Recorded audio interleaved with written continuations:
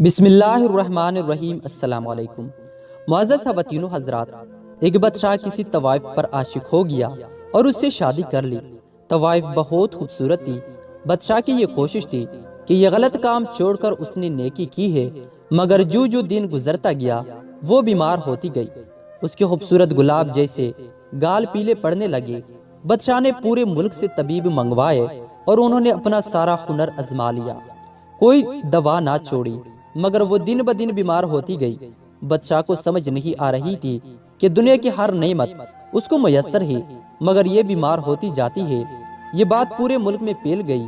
रियाज चूंकि अपने बादशाह से बहुत मोहब्बत करते थे, इसी वजह से मलका भी उनको अपनी जान से प्यारी थी। सब लोग दिल से उसकी इज्जत करते, मगर मालिकती के सूकर कांटा होए जा रही थी। आखिर उसी मुल्क में एक लोहार का बेटा बादशाह के पास आया और कहा, अगर इजाजत दे तो मैं मालिका का इलाज कर सकता हूँ, मगर मैं जो पूछूं आपको सच बताना होगा। बादशाह ने कहा, हाँ पूछो, कुछ भी पूछो, मगर मालिका तंदुरुस्त होनी चाहिए। लोहार ने कहा, अब खातिर जमाए रखे, बस ये बताए कि मालिका को अब कहाँ से लाए हैं, ये कौन है, किसकी बेटी है, क्या कोई शहजादी है। बादशाह ने कहा, नहीं, ये एक तवाइफ थी, उसकी खूबसूरती पे मैं मर मिठा था। सोचा ये हवा की बेटी यूं अपने आप को किसी मजबूरी की वजह से नीलाम कर रही है, मैं उसको इस गंदगी से निकाल कर उसको एक इज्जतदार मर्तबे पर फायज करूंगा।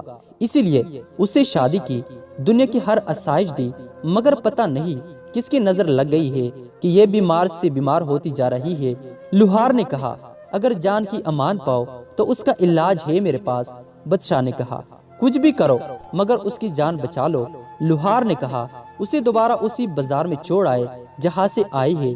बादशाह पहले तो ना माना, मगर उसकी जिंदगी के खातिर उसको वही बेच दिया। एक महीना बड़ी मुश्किल से गुजारा।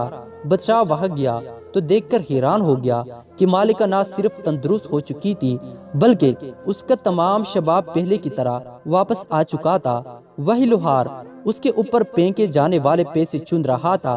बादशाह को देखकर पास आया और अर्ज की, हुजूर, जिसको दर दर पे जाकर शहर शहर जाकर रोटी खाने की आदत हो, वो एक जगह कैद होकर बीमार नहीं होगी तो क्या होगी। बादशाह सारी बात समझ चुका था, वही उसको तलाक देकर वापस चला गया।